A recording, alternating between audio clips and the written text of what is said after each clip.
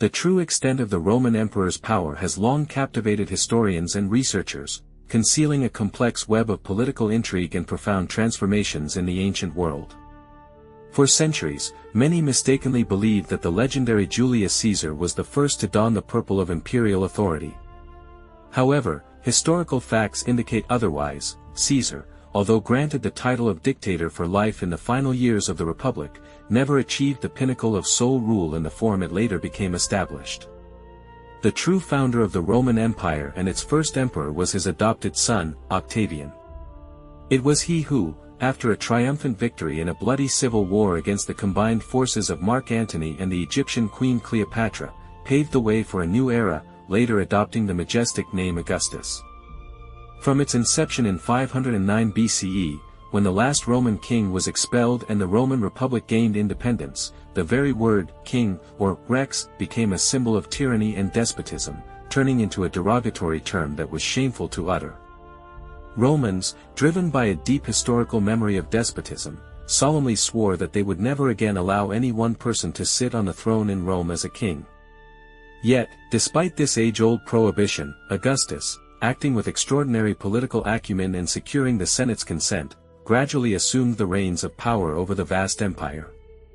His actions were skillfully disguised as traditional republican powers and titles, allowing him to avoid accusations of monarchical ambition. Augustus, being an extraordinarily cautious and wise man, was keenly aware of the tragic fate of his adoptive father, Julius Caesar, who, towards the end of his rule, too overtly displayed monarchical ambitions, ultimately leading to his demise. This is why Augustus meticulously avoided ostentatious titles, preferring modesty and the appearance of republican order. However, the Senate, as a mark of special respect and recognition of his achievements, bestowed upon him the title of princeps, or first citizen. This title, with deep historical roots and actively used throughout the Republican era, originally designated the princeps senatus, the first and most authoritative senator. Beneath this humble facade of first among equals lay an incredible concentration of power.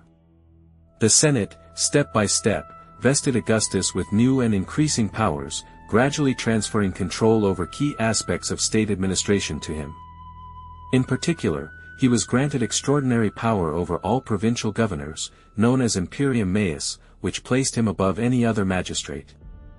Additionally, Augustus received exclusive command over numerous strategically important provinces located on the empire's borders.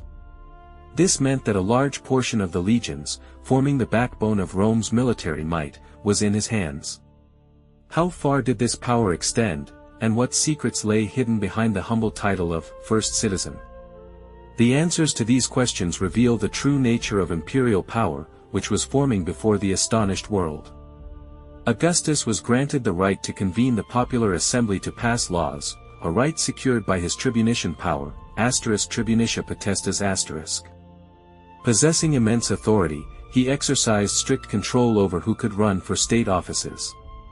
Over time, emperors gained the ability to effectively choose the winner, even though the formal voting system in Rome still persisted. Later, Augustus also assumed the title of Pontifex Maximus, becoming Rome's highest religious authority, a kind of supreme priest. As a result of all these grants of power, the emperor formally occupied a position superior in rank to governors and all other magistrates. All these exceptional powers were subsequently passed down to his successors, starting with Tiberius, ushering in a new era. Thus, although a new form of monarchical rule was effectively established, it was skillfully veiled under a republican exterior. It is important to note that ancient Roman culture did not have a direct equivalent to the English title, Roman Emperor. The title, emperor, itself derives from the Latin word imperator, which, in turn, originates from the Latin verb imperare, meaning to command. This term, during the Republic, denoted a general or commander. Consequently, the emperor adopted this title to emphasize his position as commander-in-chief, and this title was borne by all subsequent rulers. However, the true titles that genuinely defined the emperor's status were Augustus and Princeps. This is why modern historians sometimes refer to the period of the Roman Empire as the Principate, emphasizing the special significance of the title, Princeps.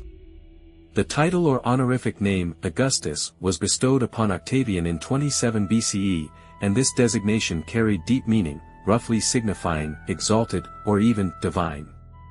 Over time, it became common practice for ruling emperors to declare their junior partner and chosen heir by bestowing upon him the honorific title, Caesar. At the moment of the emperor's demise, the holder of the Caesar title automatically ascended to the position of the new Augustus, and the Senate, as the supreme body of state power, immediately transferred all the powers held by his predecessor to him. Although the emperor was undoubtedly the supreme source of all legislative power in the empire, many laws often took the form of senatorial decrees, which emphasized, at least formally, the role of the Senate. Wise and far-sighted rulers often personally attended Senate meetings, demonstrating respect for its members and their authority. The emperor was expected to behave impeccably from the perspective of the Roman elite, and if he did not meet these high standards, he could be removed from power, with only one extremely decisive method available for this. The Principate, as a form of government, invariably rested on a strong military foundation. However, emperors made significant efforts to keep the army out of direct political struggle. Nevertheless, the support of the soldiers remained crucial for them, a cornerstone of their power. A legitimate question arose: how did they manage to ensure this vital loyalty under normal circumstances? Obviously, soldiers stationed in the capital, especially the Praetorian Guard, were of paramount importance, and they were paid salaries 3 times higher than those of ordinary legionaries. Furthermore, it was absolutely critical that the emperor carefully selected and appointed only loyal legionary commanders. The reason for this was clear: when a new emperor ascended the throne, especially after the fall of an entire dynasty, the loyalty of commanders and their troops often hung by a thread, undergoing serious trials. Therefore, the first and often most decisive step for a new ruler was to provide soldiers with generous gifts and donations, designed to immediately secure their unwavering devotion. Let's consider 2 illustrative examples that shed light on this issue. First, with the overthrow of the Julio-Claudian dynasty in 68 CE, the Roman Senate decided to proclaim one of its members, Galba, as the new emperor. However, Galba failed to gain the trust and secure the loyalty of the empire's many armies. The following year, a bloody civil war engulfed the empire, with each army striving to enthrone its chosen general, and ultimately, the experienced military commander Vespasian was elevated to the throne as the next ruler. Second, after the fall of the Flavian dynasty in 96 CE, the Senate again exercised its right and proclaimed one of its members, Nerva, as emperor. Nerva, who had no strong ties to the armed forces, found himself in an extremely unstable position until he made the strategic decision to adopt Trajan, another outstanding military figure of the empire at that time. It is evident that maintaining the unwavering loyalty of the armies became an increasingly important factor in the political life of the Roman Empire after the collapse of the Julio-Claudian dynasty. During the Julio-Claudian era, armies for the most part unconditionally accepted all emperors, recognizing their legitimacy by virtue of their lineage. However, some later rulers were brutally murdered due to their apparent lack of military experience or deep strategic knowledge, such as Emperor Alexander Severus. Soldiers believed that he was excessively influenced by his mother and demonstrated complete ineffectiveness as a commander, for which he paid with his life. Amidst the escalating internal turmoil and external threats that assailed the empire in the 3rd century, Emperor Septimius Severus, addressing his 2 sons, Caracalla and Geta, who were to be co-heirs, famously declared, "Do not quarrel with each other, enrich the soldiers, and despise all others." The ideological basis of the emperor's power rested on several fundamental pillars, shaping his authority and legitimacy. These key elements were his undeniable military prestige, his special, almost divine status, and the principle of succession within the ruling family. Beginning with Augustus, every ruler of the Roman Empire was invariably endowed with certain religious attributes, one of which was the honorary and influential position of Pontifex Maximus. After an emperor passed away, if approved by the Senate, he was, in a sense, elevated to the level of a deity. Remarkably, even during his lifetime, the emperor was perceived as something far greater than just an ordinary human. In the eastern provinces of the empire, he was often directly referred to as a god, and throughout the vast territory of the state, temples were erected, dedicated simultaneously to Rome and Augustus. An imperial cult was established, whose primary task was to maintain and worship the divine spirit of the emperor. While it is quite difficult to quantify precisely how much the ruler's religious position contributed to the strengthening of his personal power, it undoubtedly had an influence, even if subconscious, on ordinary citizens, who might experience a certain reverence and awe toward him. The imperial court represented a complex and extensive administrative structure on which the emperor had to rely entirely for the effective governance of the colossal empire. In this context, it is quite appropriate to speak of a peculiar oligarchic rule, where power was distributed among a limited circle of individuals. The key figures of this court, of course, were the emperor's closest relatives and his personal favorites, as well as numerous secretaries and civil servants, among whom the Praetorian prefect held a special place. This latter official, usually belonging to the equestrian order, was often the most powerful person in the Roman Empire, second only to the emperor himself. Most of the routine but vital work of state administration was carried out by a large staff of freedmen and slaves. The most significant of their functions, starting from the reign of Claudius, began to receive official titles, which underscored their increased importance. They managed everything from imperial correspondence and financial accounts to receiving and processing petitions from subjects. At any given time, hundreds of freedmen and slaves worked for the emperor. Freedmen, in particular, had the opportunity to accumulate colossal power and immense wealth.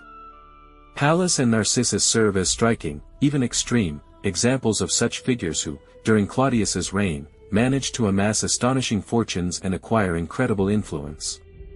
Imperial domains.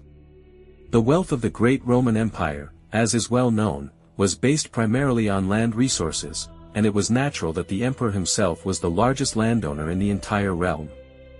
Whether through the confiscation of territories from defeated political opponents or generous gifts from those seeking to curry favor, imperial estates steadily expanded. By the end of the 2nd century CE, they encompassed lands in virtually every province, making the emperor an incredibly wealthy figure. In addition to these extensive holdings, Egypt was the emperor's personal province and, with the exception of Italy itself, was considered the most profitable territory of the empire, generating colossal revenues for the imperial treasury. Conclusion. Although the emperor's power was largely absolute, he held the prerogative to initiate wars, enact new laws, or construct any desired edifices. A variety of factors effectively limited his actions. The decentralized nature of the ancient world meant that implementing any large-scale changes or conducting widespread policies across the empire was extremely difficult and time-consuming. Furthermore, there were softer values, such as the pressing need to keep the Senate appeased. As vestiges of the republican system still persisted, the emperor was compelled to maintain the illusion of the old republic, otherwise he risked falling victim to assassination plots, even though both sides now perfectly understood where true power was concentrated.